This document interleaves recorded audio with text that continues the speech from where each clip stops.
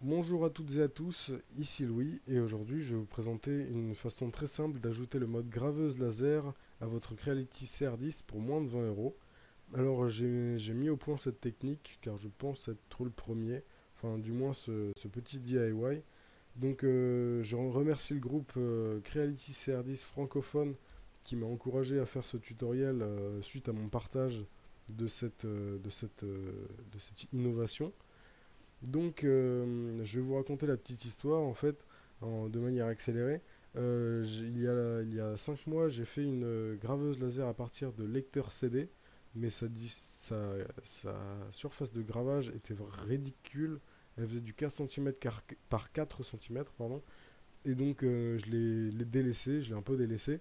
Mais il y a un mois, j'ai acheté une Creality CR10 et j'avais vu sur internet qu'on pouvait lui rajouter un laser, mais sans trop faire de recherche, ni même sur le prix.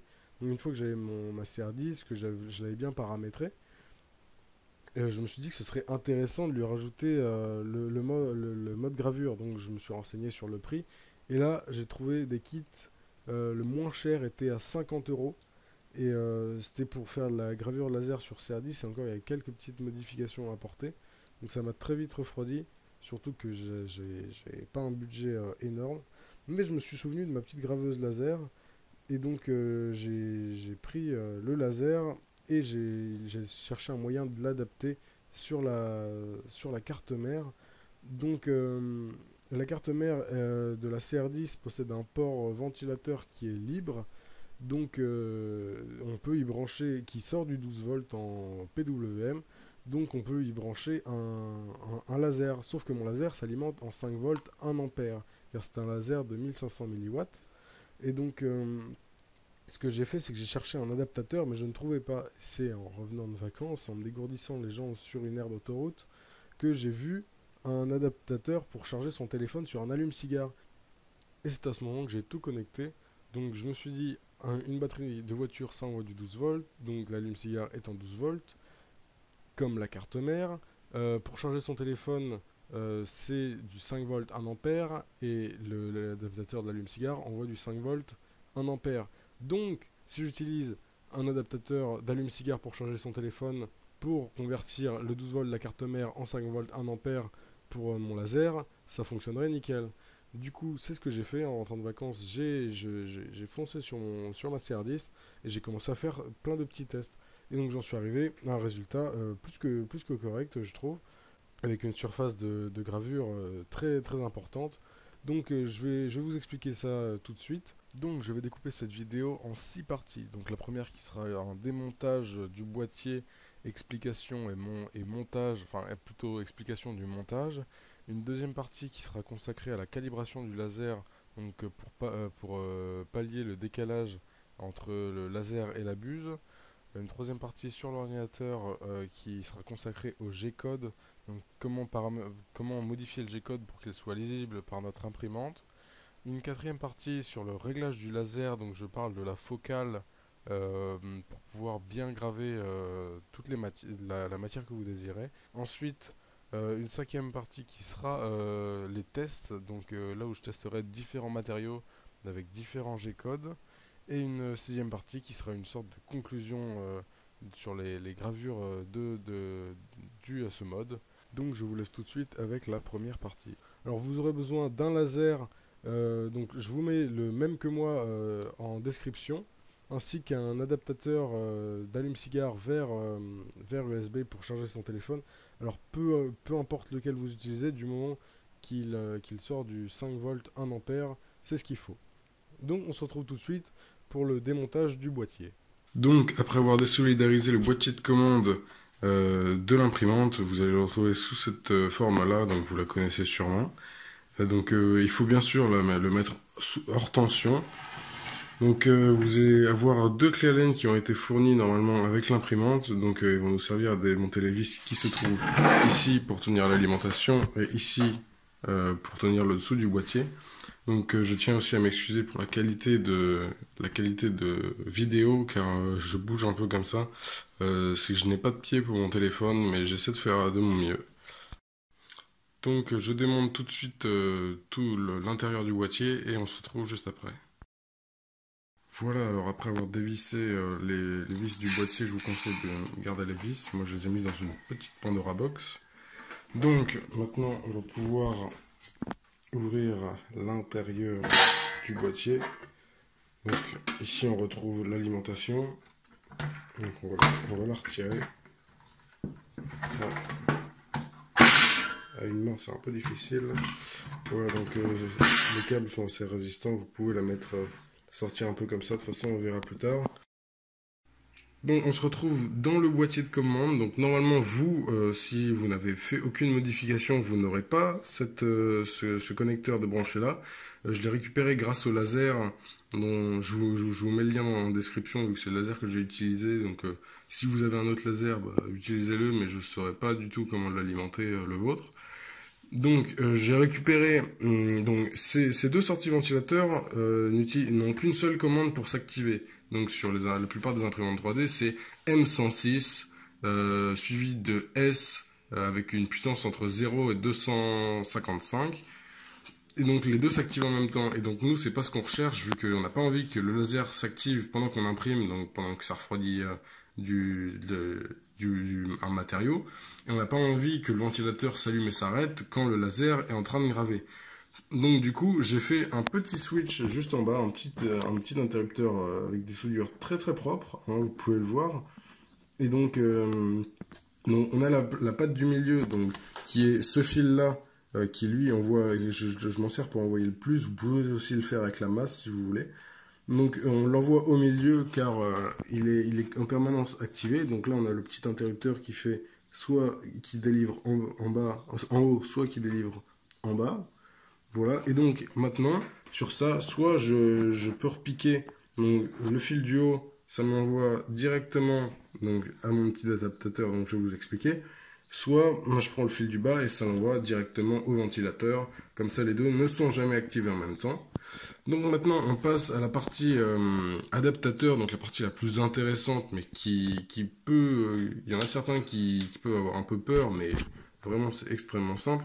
Donc vous prenez un adaptateur d'allume-cigare, je mettrai sûrement un lien en description pour voir à peu près qu'est-ce qu'il vous faut, mais n'importe lequel, n'importe lequel fonctionnera du moment qu'il sort du 5 volts 1 ampère donc pour ce laser-ci, et que bien sûr son entrée soit en 12 volts, mais si c'est un allume-cigare, il sera forcément en 12 volts.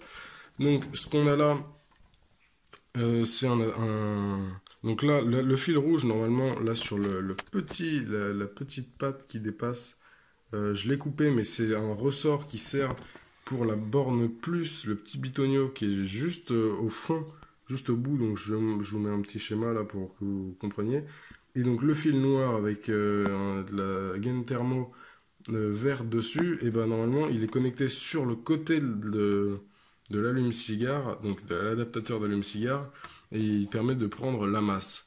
Donc comme ça on a le plus et le moins. Donc là il y a toutes les bobines et les condensateurs qui vont jouer leur rôle pour nous convertir ça et nous sortir du 5 volts 1 ampère. Donc il y a un port USB donc au bout. Donc bon oui je l'ai un peu démonté parce que j'ai essayé de le retirer mais j'ai pas réussi parce qu'il y avait trop de soudure et je me disais que j'allais plus faire de mal en le retirant qu'autre chose. Donc une fois qu'on a fait ça, je vous mets un schéma à l'écran donc du port USB, à quoi ça correspond toutes les sorties parce que vous en avez 4. Donc on reprend le plus et le moins. Et donc ça on l'envoie directement, vu que c'est du 5 volts 1 ampère, on l'envoie directement en loop dans le laser juste ici. Et du coup notre laser peut s'activer comme il faut. Donc pour tenir le laser sur la tête d'impression de la CR10, j'ai designé une petite pièce sur SketchUp en 2 minutes. Donc elle s'imprime dans ce sens aussi. Donc ça prend même pas 1 heure à imprimer. J'ai récupéré un aimant néodyme qui s'est cassé parce qu'il était vraiment très fin. Donc je m'en suis servi, j'ai récupéré d'un disque dur d'ordinateur et je l'ai collé avec une sorte de super glue. Voilà, c'est juste pour que ça tienne, que je puisse le mettre et le retirer. Mais donc comme vous pouvez le voir, il n'est pas au niveau de la buse et l'imprimante pour elle, sa buse, pardon, son point 00, c'est au niveau de la buse et donc il va falloir régler ce décalage là. Donc pour régler ce problème de décalage et faire croire à l'imprimante pour ce G-code-ci, pour la gravure du coup, que son origine est au niveau du laser. Donc vous inquiétez pas, il n'y aura pas de changement à faire quand vous réimprimerez. C'est juste pour la gravure que ça s'activera donc dans le G-code de début. Petit edit, j'ai oublié de préciser, il faudra dans un premier temps lancer le G-code Z 10 cm qui permettra à l'axe Z de monter de 10 cm. Donc ce sera la position définitive du laser. J'ai juste oublié de le préciser. Donc il va falloir lancer le G-code de début qui s'appelle G-code on. Donc je vous l'aurais mis dans le dossier. Hop, donc je vais donc sur le on. Je lance, donc là mon laser s'allume, j'active le laser. Donc maintenant, je vais le désactiver juste le temps de là, parce qu'on va aller dans Prepare, avec un magnifique accent. On va aller sur tout en bas, sur Move Axis. Une fois dans ce menu-ci, on va choisir Move X. On va réactiver le laser. Et donc on va le faire se décaler jusqu'à ce qu'on le voit arriver sur le plateau. Voilà. Juste, il faut qu'il touche le plateau. Donc ensuite, je vais redésactiver le laser. Donc on va bien noter le X pour celui-ci. Donc c'est 44 pour moi. Et on va aller en Y. Pour bouger le Y, je réactive le laser.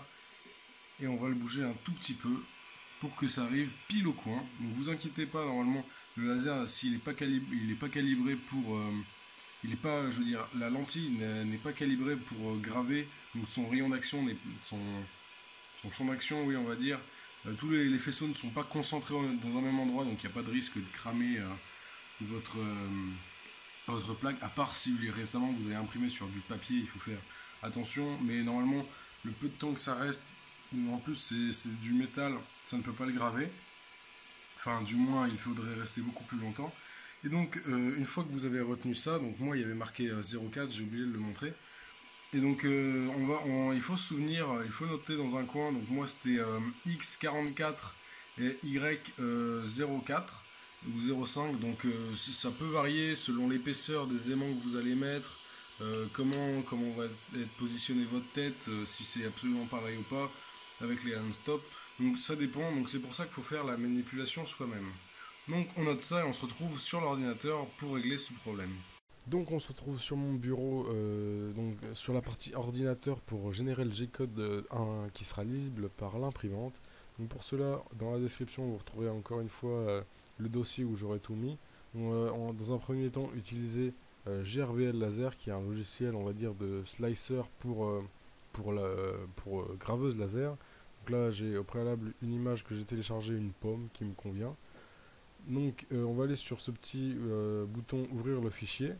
On va sélectionner notre pomme. On va l'ouvrir et là on tombe sur une page de paramétrage. On peut ajuster la luminosité pour influer sur les détails qui vont être mis. Le contraste, on modifie. Donc c'est à vous de régler tout ça. Donc là en bas vous avez des options comme inverser le noir et blanc. Donc moi je vais choisir l'option Vectorize. Parce que c'est quelque chose que j'aime bien, donc supprimer les pointillés, voilà, il y a encore d'autres options, ça j'active pas. Lissage, je vous conseille de l'activer, ça donne un rendu beaucoup plus joli. Je vais l'augmenter un petit peu, voilà, c'est comme ça. Optimisation pareil, je le laisse. Donc une fois que vous avez une image qui vous semble plutôt correcte, plutôt jolie, vous allez faire suivant, et là on va rentrer dans une petite fenêtre qui est très intéressante. Donc la vitesse, nous on s'en fiche vu qu'on va la reparamétrer plus tard. Donc pas la peine de la changer ici. Laser on, laser off, on laisse comme c'est actuellement. Parce qu'on va encore une fois les changer. Ici on s'en fiche. Et donc le seul, on va dire, partie intéressante, c'est vraiment intéressante qu'on peut modifier ici. C'est la taille de l'image. Donc moi je vais la laisser en 10 cm par 10 cm. Donc petite edit au montage, donc moi je me suis trompé dans la vidéo, mais c'est très important de rentrer dans la case décalage, de rentrer vos X et Y des valeurs que vous avez obtenues précédemment, parce que c'est celles qui vont remettre tout le G-code, qui vont le recalibrer sur le nouveau 00, en plus de la manipulation qu'on va faire juste après dans le G-code, donc c'est très important de le mettre. Si par hasard vous vouliez redécaler encore votre impression du point 00, il faut additionner le décalage que vous voulez à ces valeurs là. Donc c'est à dire que si moi j'ai un décalage X de 40, il va falloir et que je veux rajouter 5 cm de décalage, je vais mettre 90 pour le X et non juste 50.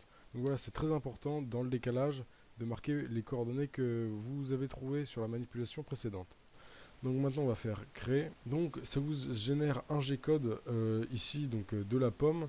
Donc normalement vu que c'est un logiciel qui fonctionne optimalement pour envoyer directement dans la graveuse, nous ça nous intéresse pas, on veut pas connecter, donc on va faire fichier et sauver le programme. Donc maintenant on va le renommer par exemple pomme.nc, du coup ça va s'appeler. Donc c'est une extension G-code. On peut fermer le logiciel. On retourne dans notre dossier. On a notre pomme.nc. Moi je l'édite avec Notepad++, mais n'importe quel éditeur fonctionnera. Donc là on a un très long G-code de plusieurs milliers de lignes. Donc c'est toutes les positions. Nous, ce qui nous intéresse juste, c'est les positions. Donc les M3 et les M5, on va les changer. Donc ce qu'on va faire, c'est qu'on va faire CTRL-A, CTRL-C donc pour tout sélectionner.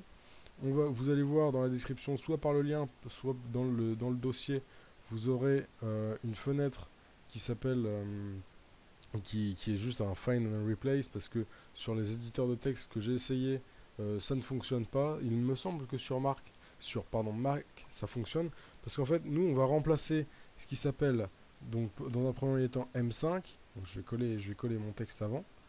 Donc voilà, j'ai collé mon texte. Donc on va remplacer tout ce qui s'appelle M5. On va retourner dans le laser. Et cette fois-ci, on va ouvrir le G-code laser. Et donc on va prendre toute cette partie. Mais nous, ce qu'on veut, c'est aussi qu'il y ait les retours à la ligne. Parce que quand c'est dans une seule ligne, ça ne fonctionne pas. Et tous les éditeurs de texte ne le permettent pas, ce retour à la ligne. Donc moi, j'ai trouvé un site internet qui fonctionne très bien. Donc je vais le prendre. Donc on va remplacer tout ce qui s'appelle M5, c'est-à-dire la fonction arrêter le laser. Je veux qu'elle soit remplacée par nous, du coup c'est arrêter le ventilateur. Donc moi j'ai fait CTRL V. Donc là l'anti-slash N veut dire retour à la ligne. Donc il nous place tout ça. Donc une fois qu'on a ça, on va pouvoir faire get results. Donc là ici dans les résultats, il va charger un petit peu et il va nous sortir donc notre G-code tout modifié avec donc tous les M5 remplacés par cette suite de caractères. Donc pour tout sélectionner, il n'y a pas d'option tout sélectionner vu que c'est un vieux site qui date de Windows 95. On va glisser comme ça et sur le côté, donc voilà, c'est une petite technique que j'ai trouvée. On va le recopier et on va supprimer l'ancien et le recoller. Donc cette fois-ci, on va changer tous les M3 on retourne dans le fichier. Tous les M3, on va les remplacer par des M6 255, S255, c'est-à-dire allume le laser à une puissance de 255. J'ai pas précisé, mais le G4P1 signifie que tu attends 1 milliseconde. C'est juste pour que l'imprimante, donc ici la graveuse, comprenne qu'il faut qu'elle prenne en compte cette information, parce que j'ai déjà essayé sans le G4P1, sans la fonction attend 1 milliseconde, et ça ne démarre pas le laser. Donc on est obligé de l'activer. G1 F500, c'est-à-dire que quand le laser est éteint, on se déplace à une vitesse de 500 mm par minute. Et pour M6, donc c'est-à-dire quand le laser grave, c'est ici qu'on va modifier. Donc c'est donc votre vitesse de gravure. Moi je la mets à 40 mm par minute. Donc vous pouvez faire varier selon le matériau que vous avez, si vous voulez une grande qualité ou non. Donc moi je laisse à 40. Donc on va copier le M6 S255. On va retirer celui-ci et on va faire CTRL V. On fait attention qu'ici ce soit bien M3. Et on va faire Get Result. Donc là, il va encore une fois charger. Voilà. Et donc là, on a notre G-code avec toutes les arrêts et les démarrés du laser qui sont corrigés. Donc on resélectionne tout, CTRL C. Donc on peut fermer ça. Et on retourne dans notre pomme.nc. Donc je vais tout supprimer. Et on va faire CTRL V. On replace tout notre G-code. On va retourner au début parce que c'est là aussi que ça nous intéresse. Donc, oups, excusez-moi. Donc là, il y a des petits espaces qu'on peut se créer au début, c'est pas grave, on les retire. Donc au début, ce qu'on va modifier, c'est G90 et G0. C'était mon décalage que j'avais mis auparavant. Donc G90, on peut aussi le retirer.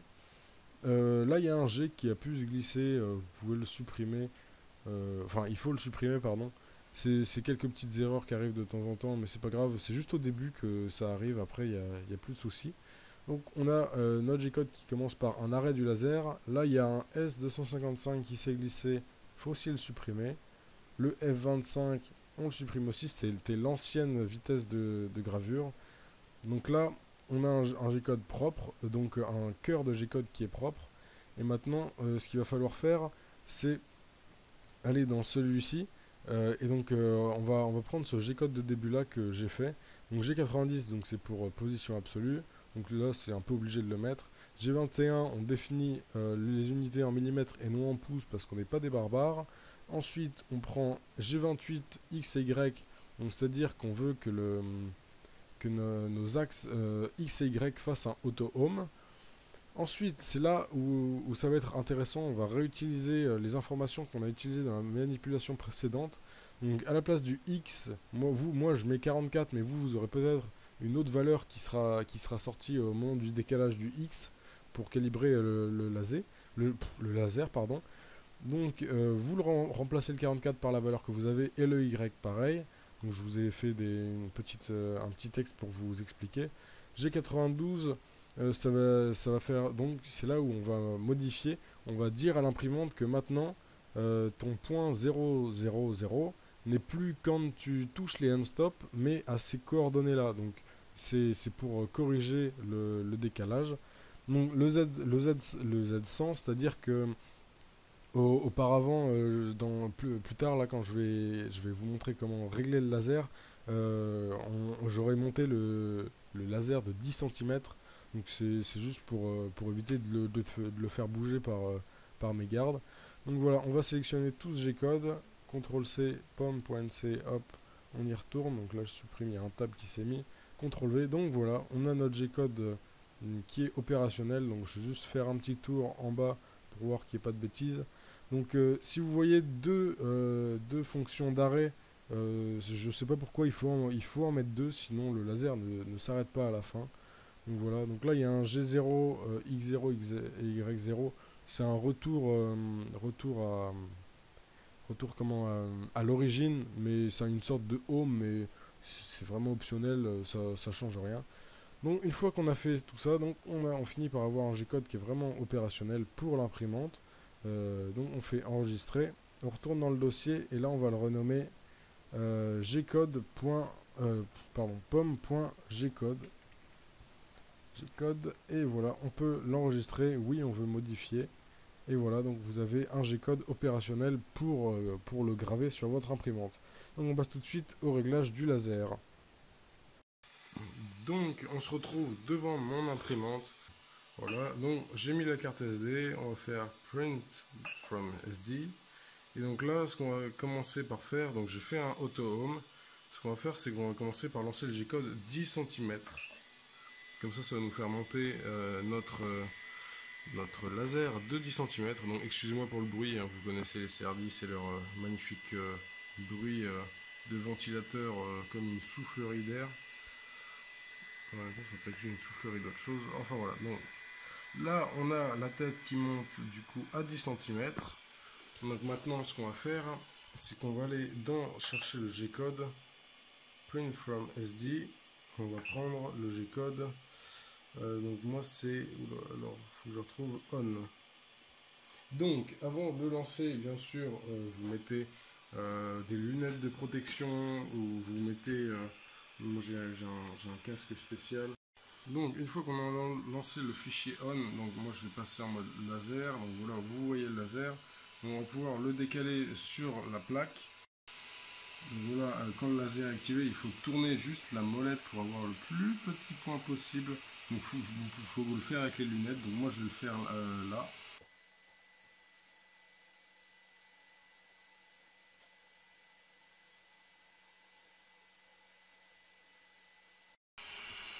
Donc voilà, il est calibré, vous pouvez voir, ça crame le papier. Donc c'est nickel, on va pouvoir lancer l'impression. Moi je ne vais pas faire sur du papier, je vais faire sur un morceau de bois. Voilà, donc une fois que j'ai calibré le morceau de bois, je vais pouvoir lancer l'impression. Donc là je vais faire print from SD.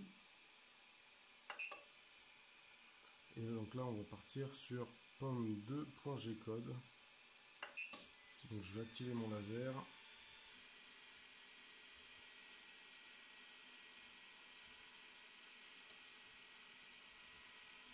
là, c'est le début de l'impression, donc elle va se décaler.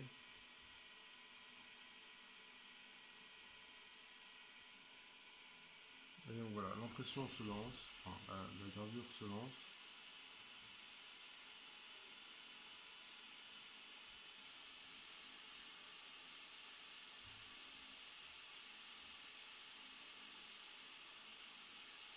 Voilà, et donc voilà, ça va durer plutôt longtemps, ça va durer longtemps comme ça.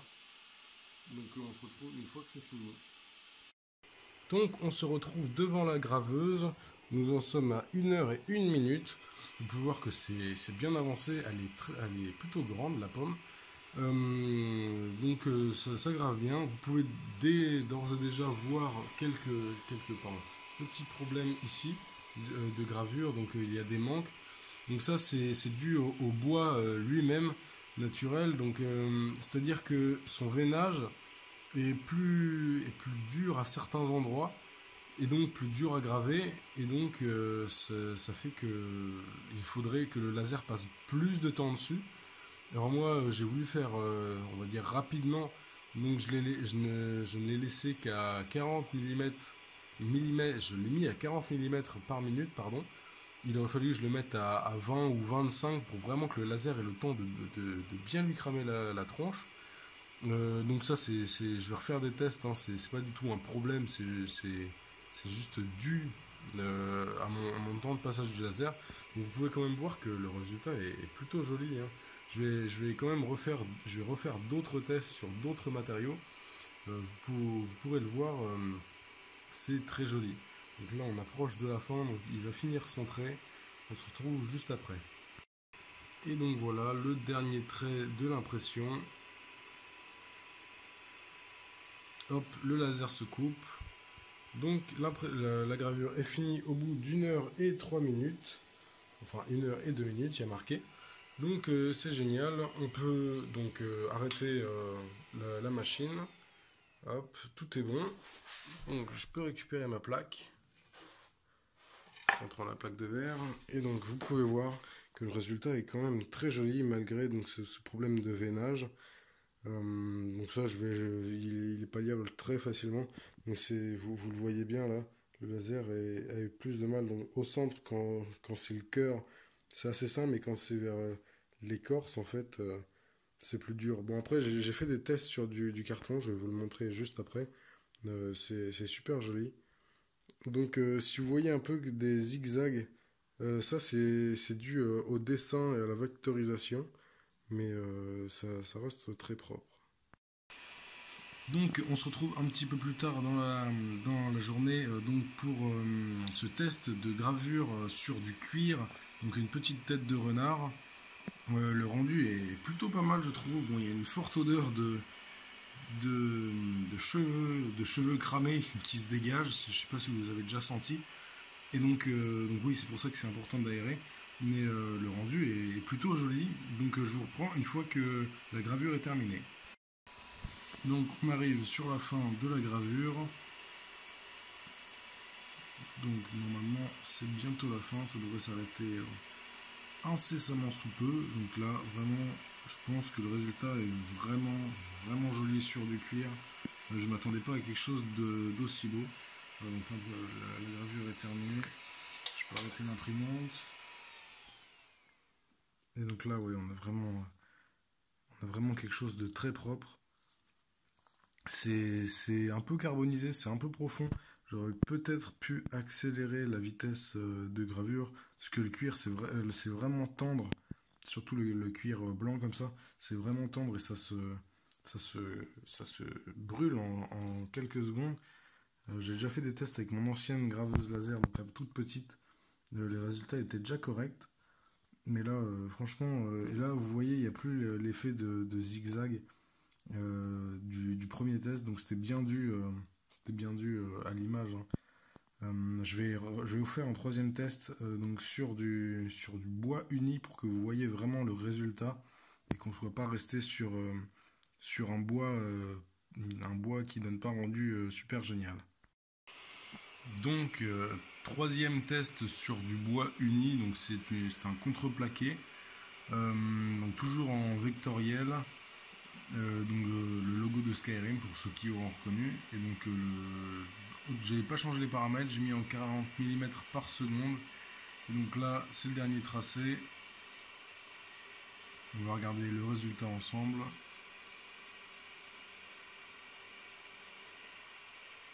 Voilà, hop,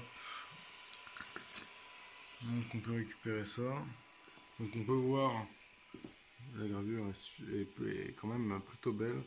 Donc là, il n'y a pas l'effet zigzag parce que l'image était de meilleure qualité, comme le premier sur un bois qui n'était pas uni. Voilà, donc les traits sont très fins. Et donc je trouve que c'est plutôt joli quand même. Ouais, donc là oui, par contre j'avais un petit problème dans mon slicer, donc dans GRB, j'avais mal réglé. Du coup le laser s'est un petit peu décalé. Mais sinon c'est super. Voilà. Donc on se retrouve à la fin de la gravure du quatrième test et du coup celui-ci c'est sur du carton. Et vous voyez j'ai imprimé un petit arbre. Donc je suis en train de finir les racines. Mais sinon j'ai fait plutôt grand celui-ci pour voir parce que d'habitude je viens un petit peu plus petit sur les autres matériaux et du coup ça m'a permis de changer. Donc vous pouvez voir que la gravure est super belle comme d'habitude. Donc voilà, si je fais ces suites de tests, c'est pour vous prouver sur plusieurs matériaux. Alors voilà, donc c'est fini. Donc j'ai mis un poids derrière parce que le carton se relevait un petit peu. Donc pour ceux qui se demandaient, je n'essayerai pas sur du métal parce que le métal c'est vraiment beaucoup plus dur à graver. C'est un laser de 1500 mW, donc même sur de l'aluminium brossé ou autre, je pense pas que ça donne un super résultat. Donc voilà, on a un résultat encore une fois très, très précis, très correct. Euh, je suis vraiment satisfait. Donc voilà, c'était sur du carton. Donc à mon avis, c'est le dernier test pour vous montrer à peu près toutes les matières sur lesquelles on peut graver. J'ai pas testé sur du PLA parce que à mon avis, ça va plus fondre qu'autre chose. Ça va pas faire un joli rendu. Par la suite, peut-être que j'essayerai. Le papier, pareil, je l'ai pas essayé parce que je sais que le papier, il va se découper. Ça va se découper, ça va pas le graver. Donc c'est pas, enfin, ça peut être intéressant pour faire des découpages, mais moi ça ne m'intéresse pas. Mais sinon, vous pouvez voir que le papier, pareil, le carton, c'est du papier un petit peu plus épais, donc ça revient au final au même. Donc voilà, donc on a un joli arbre qui est plutôt grand. Donc pour l'instant, j'ai fait que des gravures petites, et je m'y mettrai peut-être à plus grande et peut-être que je referai une vidéo pour vous le partager. Donc, résultat des 4 tests effectués avec ce mode de graveuse laser. Donc, on a le premier sur une planche de sapin, donc qui n'a vraiment pas donné un bon résultat. Il faut pas vraiment le prendre en compte parce que l'image de base était de mauvaise qualité. Donc, en plus, en l'agrandissant, ça n'a pas contribué du tout à sa qualité. De plus, le veinage du bois, lui, on a rajouté une couche parce que je n'avais pas laissé le temps de passage assez long. Du coup, il n'a pas pu graver assez profondément, mais l'image donne un très bon, de loin quand même, donne un très bon rendu, mais de près, la précision n'était pas au rendez-vous. Ensuite, on a le deuxième qui est sur du carton, donc lui, il a vraiment donné un bon rendu. Le tracé est très fin, tous les détails sont là, donc franchement satisfait du carton. Ensuite, on a une planche de contreplaqué, donc le logo de Skyrim. Là, ça a vraiment donné quelque chose de propre, de net, aucune bavure, aucun zigzag. Et en dernier, on avait pardon, le cuir, qui là vraiment, j'ai été étonné et en bien. Même si j'avais laissé, du coup, contrairement à la planche de sapin, un petit peu trop longtemps, ça a vraiment donné un rendu vraiment super joli. Donc il est vraiment beau. Donc toutes ces matières, je vous les recommande. Le métal, je l'ai dit précédemment, Je n'essayerai pas parce que peut-être plus tard dans une autre vidéo si j'en refais une, parce que premièrement je n'en ai pas sous la main, et deuxièmement je suis vraiment pas sûr du résultat parce que mon laser n'étant que de 1500 milliwatts, ça m'étonnerait que ça réussisse à le graver, mais bon, pourquoi pas essayer. Donc voilà, donc en petit conseil, je dirais juste le sapin, augmenter son temps de passage et prendre une image de bonne qualité avant toute chose. Le carton, nickel. Le contreplaqué, donc tous les bois qui seront unis, qui seront pas, on va dire, pas agglomérés, mais collés entre eux et avec un veinage très apparent. Le contreplaqué, c'est nickel, pas besoin de grands réglages. Et le cuir, c'est encore une fois super, super bien.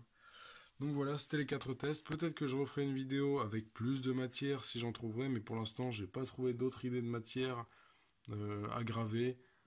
Donc c'est tout. Donc sur ce, merci d'avoir regardé cette longue vidéo. Merci d'avoir pris le temps de la regarder. J'ai passé du temps à la faire et je remercie le groupe Creality CR10 francophone qui m'a encouragé à le faire et qui m'a envoyé plein de réactions positives suite à cette innovation, on va dire. Donc sur ce, merci et j'espère que vous modderez votre imprimante.